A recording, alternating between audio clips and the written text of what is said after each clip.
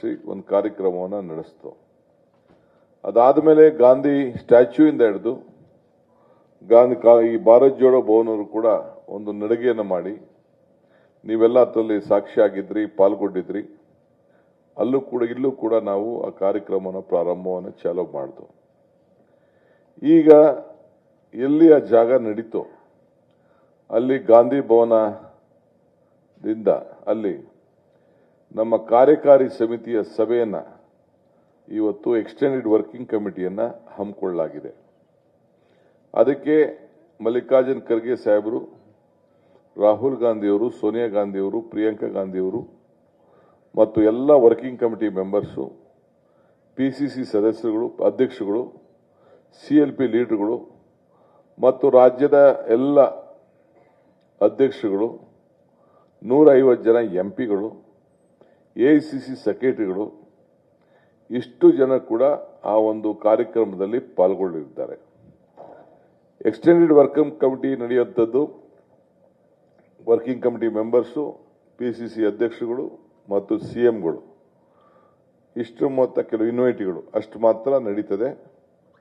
ಅದಾದ ಮೇಲೆ ಸಾಯಂಕಾಲ ಮಹಾತ್ಮ ಗಾಂಧೀಜಿಯವರದ್ದು ಒಂದು ಪುತ್ಥಳಿಯನ್ನ ಇಲ್ಲಿ ವಿಧಾನಸೌಧದಲ್ಲಿ ಯಾವ ರೀತಿ ಇದೆಯೋ ಅದು ಒಂದು ಉದ್ಘಾಟನೆ ಆಗ್ತದೆ. ಮುಖ್ಯಮಂತ್ರಿಗಳು ಅವರಿಗೆಲ್ಲ ಕೂಡ ಒಂದು ಭೋಜನಕೂಟ, ಒಂದು ಸಾಂಸ್ಕೃತಿಕ ಕಾರ್ಯಕ್ರಮವನ್ನು ಹಮ್ಮಿಕೊಂಡಿದ್ದೇವೆ. ಇದನ್ನೆಲ್ಲ ಹಮ್ಮಿಕೊಂಡು ಆದಮೇಲೆ ನಾಳೆ ಬೆಳಿಗ್ಗೆ 27ನೇ ತಾರೀಕು ಬೆಳಗ್ಗೆ ಇದರ ಒಂದು ಸಮಾವೇಶವನ್ನು ಹಮ್ಮಿಕೊಂಡಿದ್ದೇವೆ. ಒಂದು ಐತಿಹಾಸಿಕವಾದಂಥ ಸಮಾವೇಶವನ್ನು ಇವತ್ತು ಅಲ್ಲಿ ಹಮ್ಮಿಕೊಂಡಿದ್ದೇವೆ. ಈ ದೃಷ್ಟಿಯಿಂದ ನಿಮ್ಮನ್ನೆಲ್ಲ ಆಹ್ವಾನಿಸಬೇಕು, ನಿಮಗೆಲ್ಲ ತಿಳಿಸ್ಕೊಳ್ಬೇಕು. ನೀವು ಈ ಐತಿಹಾಸಿಕವಾದಂಥ ಘಟನೆಯಲ್ಲಿ ನೀವು ಕೂಡ ಎಲ್ಲ ಪಾಲ್ಗೊಳ್ಬೇಕು. ಅದನ್ನ ನಾವು ಬೆಳಗಾಮು ಮತ್ತು ಇದು ಮುಂಬೈ ಕರ್ನಾಟಕ, ಕಿತ್ತೂರು ಕರ್ನಾಟಕ ಏನಿದೆ ಅವನ್ನೆಲ್ಲ ನಾನು ಆಹ್ವಾನವನ್ನು ಮಾಡಿ ನೆನ್ನೆಲ್ಲ ಮೀಟಿಂಗ್ ಮಾಡಿ, ಅದಾದಮೇಲೆ ಕ್ಯಾಬಿನೆಟ್ ಮೀಟಿಂಗ್ ಮಾಡಿ, ಕ್ಯಾಬಿನೆಟ್ ಮೀಟಿಂಗಲ್ಲೂ ಕೂಡ ಮುಖ್ಯಮಂತ್ರಿಗಳು, ನಾನು ಎಲ್ಲರೂ ಕೂಡ ಏನೇನು ಜವಾಬ್ದಾರಿ ಅಂತ ಹೇಳಿ ಎಲ್ಲರೂ ಕೂಡ ತಿಳಿಸಿದ್ದೇವೆ. ಎಲ್ಲರಿಗೂ ಜವಾಬ್ದಾರಿಯನ್ನು ಇವತ್ತು ಹಂಚ್ತಾ ಇದ್ದೇನೆ.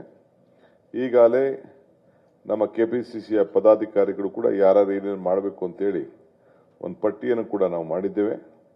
ಅದನ್ನು ಇವತ್ತು ರಾತ್ರಿ ನಾವೆಲ್ಲರೂ ಕೂಡ ನಿಮಗೆ ಜವಾಬ್ದಾರಿಯನ್ನು ಬಿಡುಗಡೆ ಮಾಡ್ತಾ ಇದ್ದೀವಿ.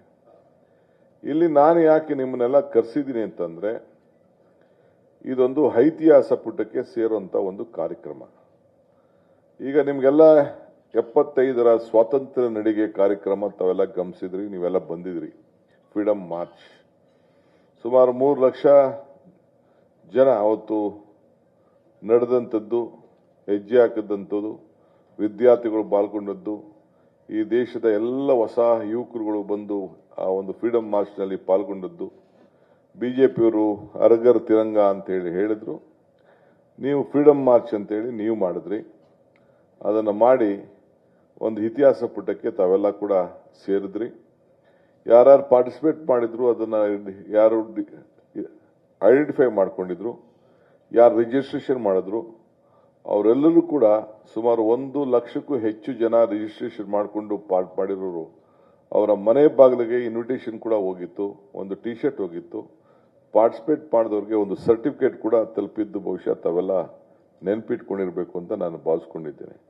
ಇಲ್ಲೂ ಕೂಡ ಬಹಳ ಜನಕ್ಕೆ ಆ ಸರ್ಟಿಫಿಕೇಟ್ ಎಲ್ಲ ಕೂಡ ತಾವೆಲ್ಲ ಡೌನ್ಲೋಡ್ ಮಾಡ್ಕೊಂಡಿದ್ದು ತಾವೆಲ್ಲ ಗಮನಿಸಿದಿರಿ.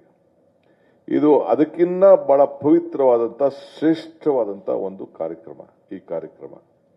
ಅದಕ್ಕೆ ನಾನು ಬೆಳಗಾಂಗೆ ಸೀಮಿತ ಆಗಬಾರ್ದು. ನಮ್ಮ ಇಡೀ ಅಖಂಡ ಕರ್ನಾಟಕದ ಎಲ್ಲ ನಮ್ಮ ಕಾರ್ಯಕರ್ತರಿಗೆ, ಮುಖಂಡರಿಗೆ ಇದು ಪಾಲ್ಗೊಳ್ಬೇಕು. ಅವ್ರನ್ನೂ ಕೂಡ ಇದಕ್ಕೆ ನಾನು ಆಹ್ವಾನಿಸಬೇಕು ಅಂತ ಹೇಳಿ ಈ ಒಂದು ಪೂರ್ವಭಾವಿ ಸಭೆಯನ್ನ ಇವತ್ತು ನಾನು ಇಲ್ಲಿಗೆ ಕರೆದಿದ್ದೇನೆ.